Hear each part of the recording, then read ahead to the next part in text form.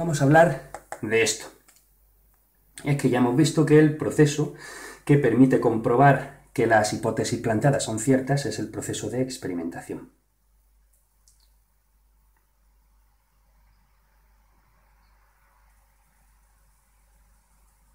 Bien,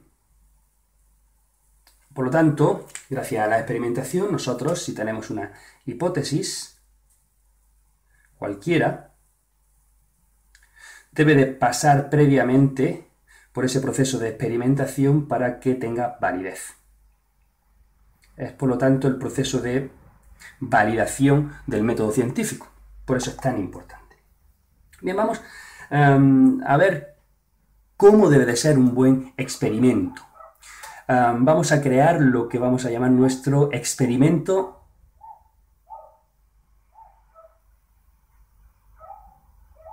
denominación de origen, como el jamón, pero menos rico. Vale. Ese experimento de denominación de origen debe de crearse en base a una hipótesis. Y nosotros vamos a trabajar hoy con un ejemplo que considero bastante interesante y por eso lo traigo aquí. El ejemplo en cuestión hace referencia a un antibiótico nuevo, la antracimicina. Es, como digo, un antibiótico que fue descubierto en julio de 2013 y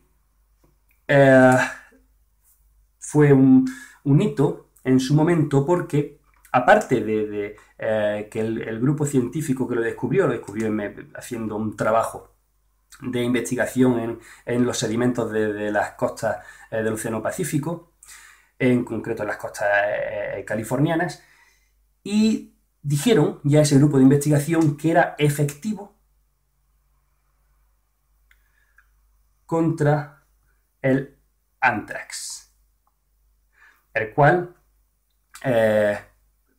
es producido por un tipo de bacteria. El anthrax es conocida tanto la bacteria como la enfermedad. La bacteria se llama Bacillus anthracis. Uy, esta es minúscula. A ver. Bacillus anthracis. Y este magnífico espécimen es capaz de producir una enfermedad carbunco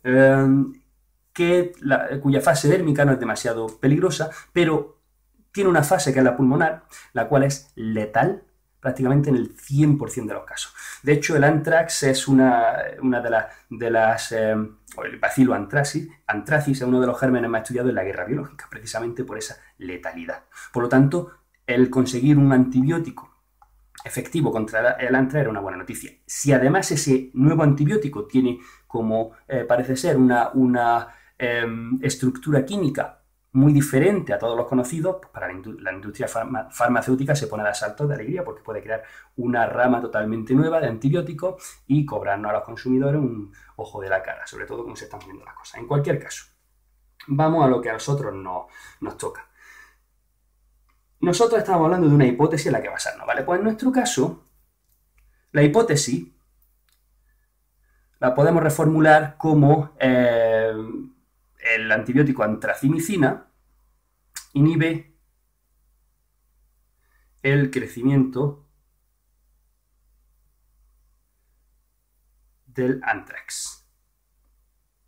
¿Lo inhibe o no mata? Bueno, inhibe sería suficiente como para que fuese considerado efectivo. Esa sería nuestra hipótesis. La segunda parte de todo buen experimento de denominación de origen tiene que ser un diseño en condiciones. Para esto no necesitamos más que tener una abundante creatividad,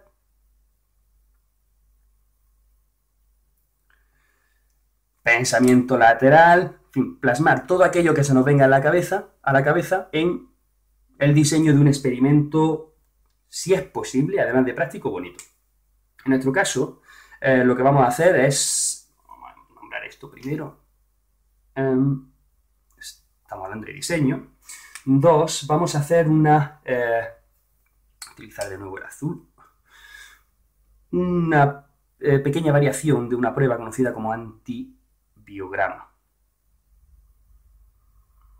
Bueno, un antibiograma es una prueba que se realiza para determinar la susceptibilidad de una bacteria a los antibióticos, es decir, cómo de efectivo es un antibiótico frente a una determinada bacteria, que es justo lo que nosotros vamos a hacer. Y para ello vamos a utilizar una cosita que se llama placa de Petri, que es una pequeña bandejita, no demasiado profunda, la cual se llena de un compuesto gelatinoso, se llama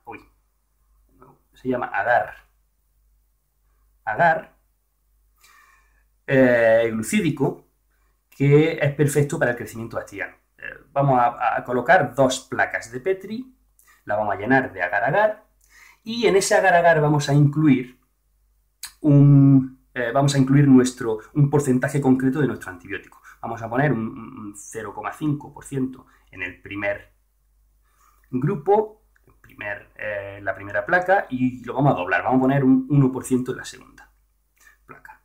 Bien, estos serían considerados los grupos experimentales. El A y el B. ¿Por qué? Pues porque aquí vamos a sembrar a nuestros amiguitos Bacillus anthracis. Con un anillo de siembra, una pequeña agujita que cogemos nuestra muestra de bacteria y la colocamos aquí para observar su crecimiento. Bien, aparte de eso, en nuestro diseño del experimento vamos a incluir otra plaquita más. Va a ser nuestro grupo C, en este caso sin antibiótico, nada de antibiótico. Aquí teníamos ese 0,5 de antibiótico, aquí teníamos ese 1% de antibiótico, aquí tenemos 0% de antibiótico y solamente, por lo tanto, el agar-agar con esa siembra bacteriana. Perfecto. Ese puntito último sobraba, pero bueno, lo vamos a dejar ahí que queda bonito. En cualquier caso, este grupo se le llama grupo control. Grupo control. Y es muy importante a la hora de cerciorarnos de que no hay ningún tipo de factor que está interfiriendo en el resultado del experimento. Voy a hacer aquí una pequeña anotación para no perdernos de ese grupo control.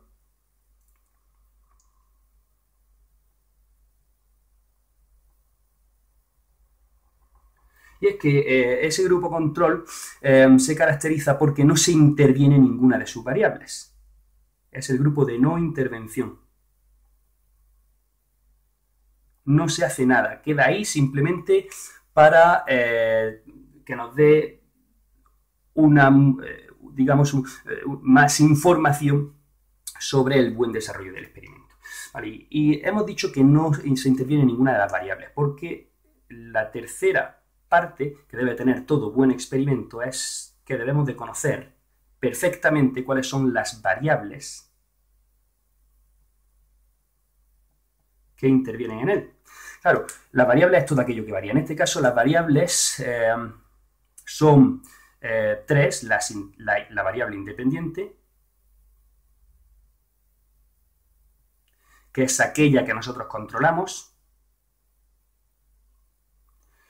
En este caso sería la concentración de antibiótico, ya que nosotros podemos poner la concentración que queramos, 0,5, 1, 10, la que sea, ¿no?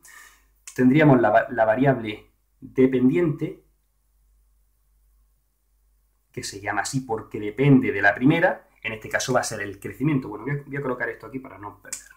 Tendríamos en nuestro ejemplo en concreto, la variable independiente, llamarle I, sería la concentración de antibiótico. La variable dependiente sería el crecimiento bacteriano.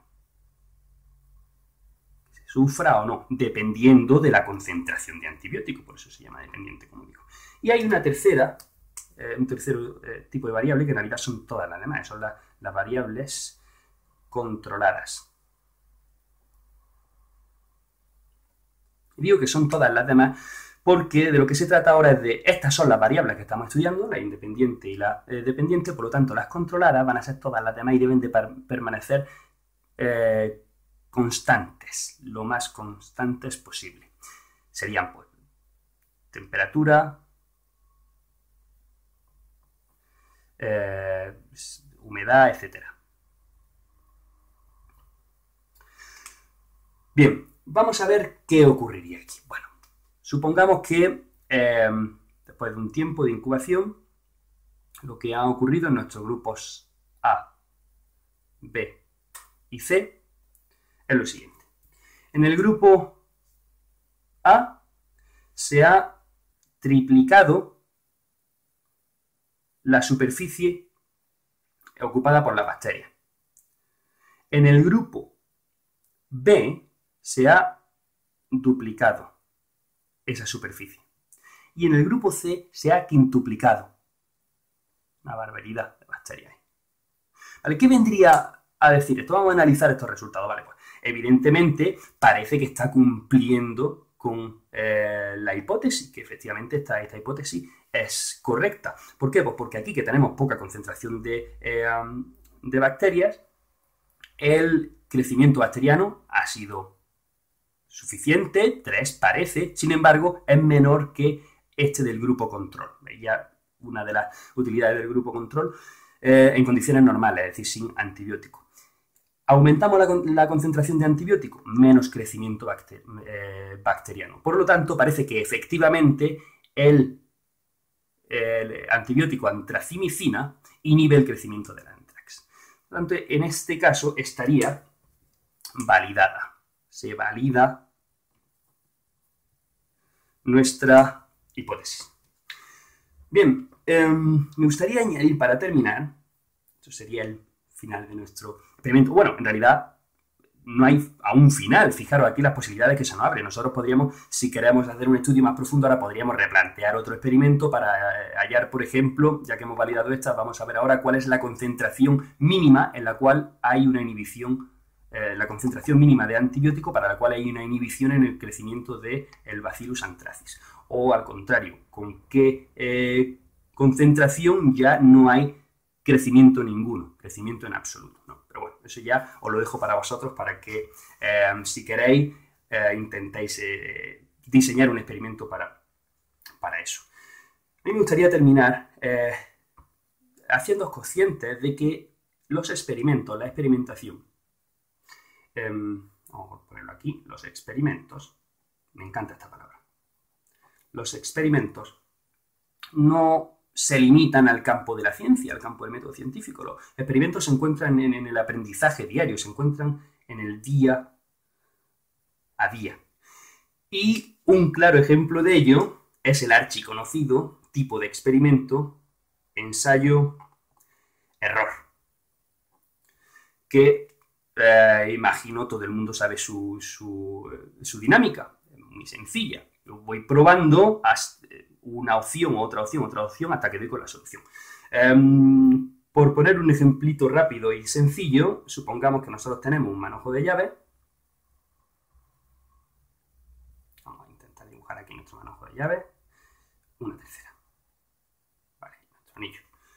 No voy a poner aquí lo del Carrefour porque a mí no me gusta hacer publicidad de ningún tipo. En cualquier caso, este manojo de llaves, el ensayo-error, consistiría en yo voy a probar, llego a mi cerradura, pruebo con la primera, pum, no se abre. Pruebo con la segunda, pum, oh, se ha abierto.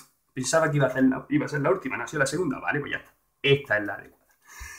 Sin embargo, ahora que sabemos y conocemos un poquito más del método científico, un poquito más de la experimentación, vamos a intentar ser un poco más sofisticados también. De modo que si llegamos con este manojo de llave a una cerradura de este tipo, por favor, no empecéis directamente con ensayo-error.